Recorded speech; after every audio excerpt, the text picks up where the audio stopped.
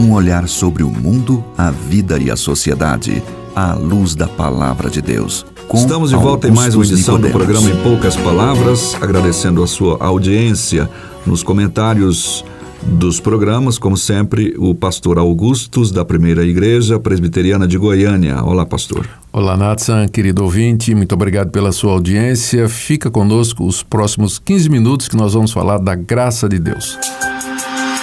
O apóstolo Paulo escreveu sua carta aos Efésios, no capítulo 2, versículo 8, que as pessoas somente podem ser salvas pela graça, por meio da fé, e que esta fé salvadora não vem da própria pessoa, mas é um dom de Deus. Salvação pela graça significa, portanto, uma salvação sem qualquer valor ou preço? Não, significa que ela não nos custa nada. Ela nos é dada gratuitamente por Deus. E é isso que é difícil para muita gente aceitar, Nathan.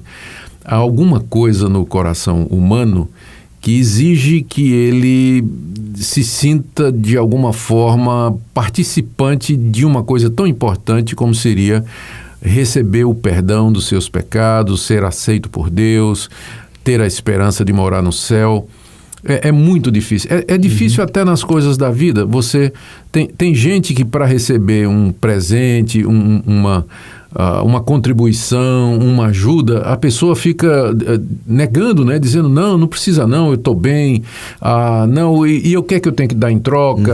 O que é que eu posso fazer? Eu estou devendo essa, né? Quando eu puder eu lhe pago. Então, há essa relutância no ser humano de assumir uma posição de total vulnerabilidade e dependência. O ser humano não gosta de se sentir assim. Ele acha, ele tem que ter algum controle né, da situação. Por isso, quando a gente diz que a salvação do inferno, a salvação da culpa, da condenação eterna, do tormento eterno que a Bíblia fala que virá para o ímpio, que Deus nos livra disso gratuitamente, pela sua graça, sem mérito ou contribuição nenhuma da nossa parte, aí a gente já mexe com os brios, né?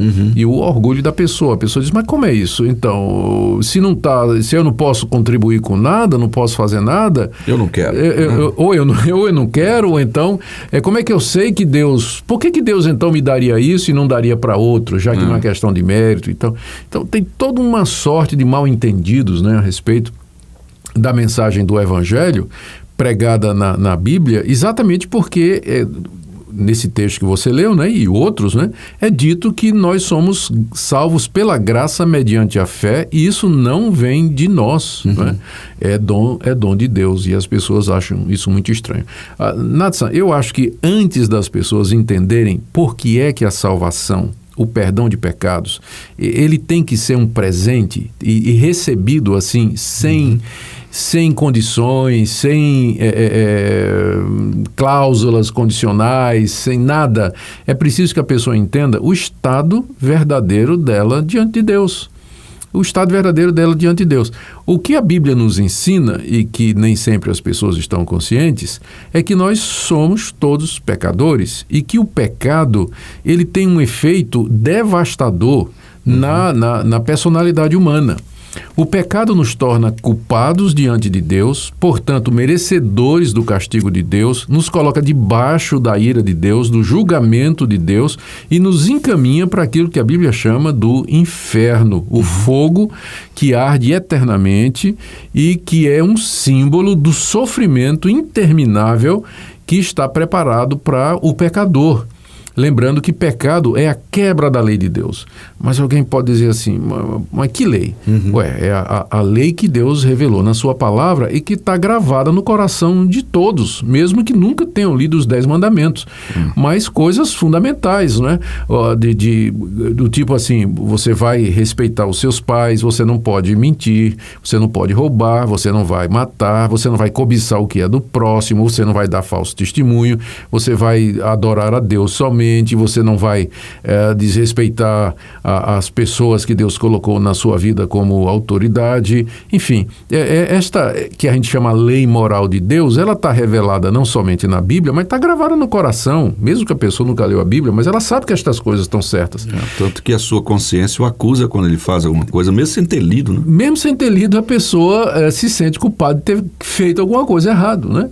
Então, isso é porque nós todos quebramos a lei de Deus. Nós somos parte, Nathan, de uma raça corrompida pelo pecado. Os nossos primeiros pais, que foram criados por Deus, a sua imagem e semelhança, eles desobedeceram a Deus e lançaram a eles mesmos e a toda a sua descendência, que em semente estavam neles, lançaram num estado de depravação, corrupção, condenação diante de Deus. Então, essa é a realidade a nosso respeito. Nós não conseguimos fazer boas obras em número suficiente ou em qualidade suficiente para compensar pelos nossos erros ou para merecer alguma coisa da parte de Deus. Para pagar esse Não esse paga, pecado, porque Deus conhece o coração. E mesmo quando você faz uma coisa boa, Nathan, tipo assim, você ajuda uma pessoa, as intenções não são completamente puras. No fim, lá dentro do coração,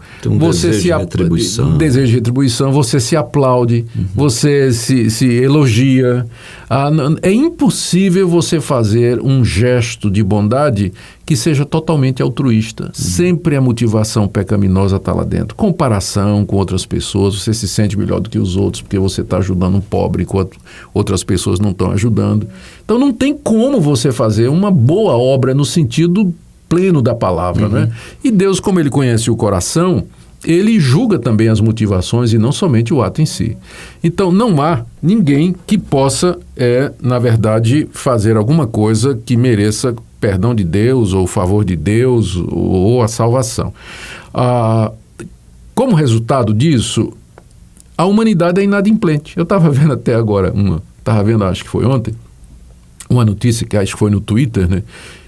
Que saiu aí uma pesquisa que de cada 10 brasileiros, 4 estão inadimplentes. Estão devendo e não podem pagar.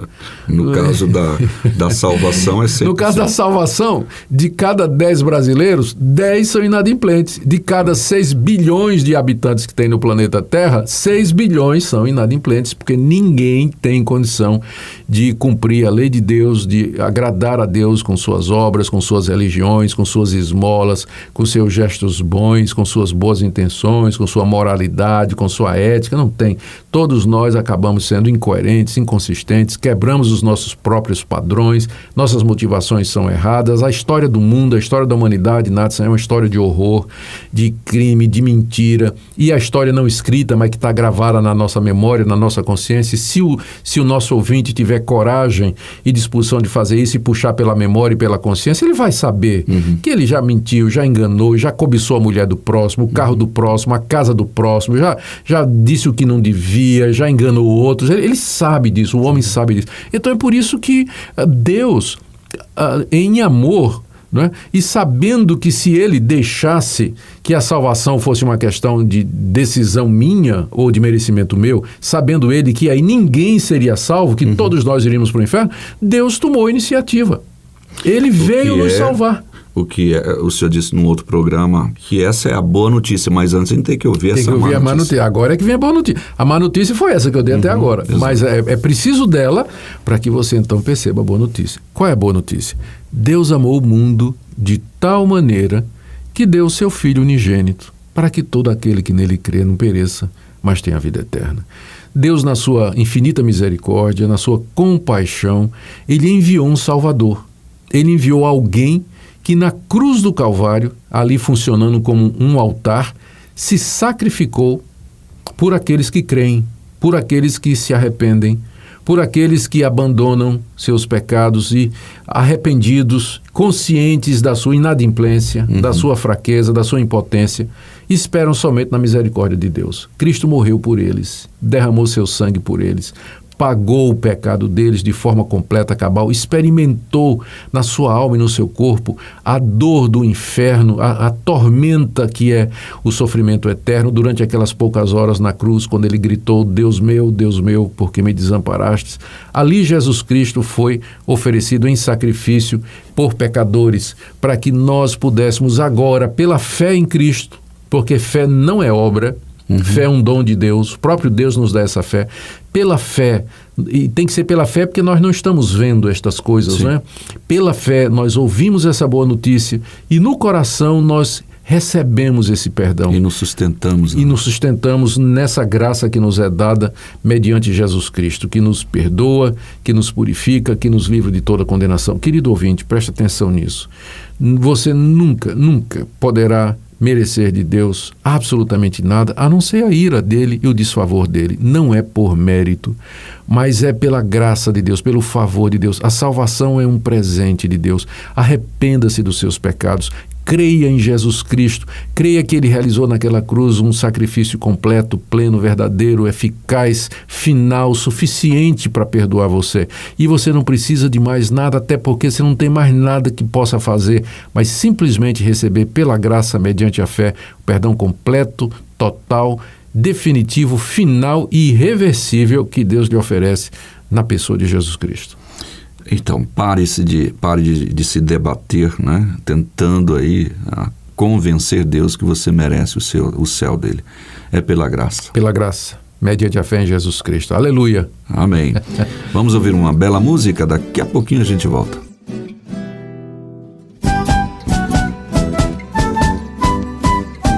Muitos que procuram sem achar a solução por caminhos que não conduzem à salvação.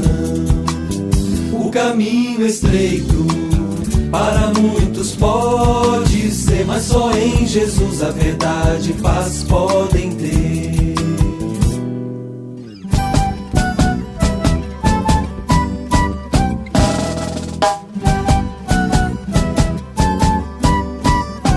Muitos que procuram sem achar a solução por caminhos que não conduzem à salvação. O caminho estreito para muitos pode ser, mas só em Jesus a verdade e paz podem ter. Veio como servo, trouxe-nos a luz, pagou as nossas culpas na cruz.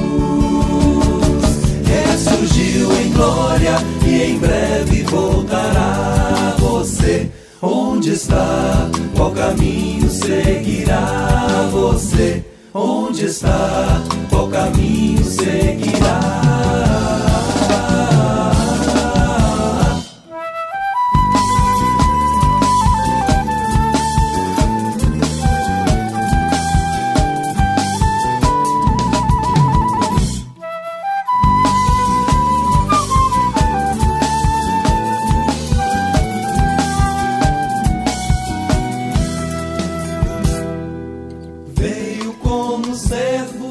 Trouxe-nos a luz, pagou as nossas culpas na cruz. Ressurgiu em glória e em breve voltará. Você, onde está? Qual caminho seguirá? Você. Bem, chegamos ao final de mais uma edição do nosso programa de hoje, que pela graça finalizamos, né, mais um programa, pela graça bondosa de Deus.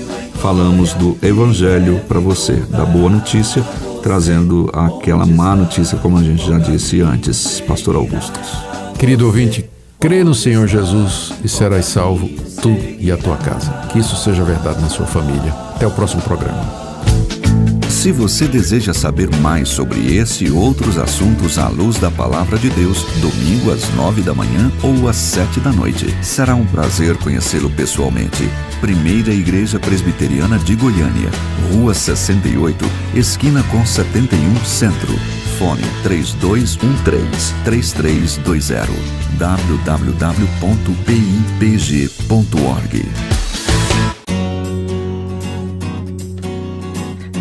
Em poucas palavras,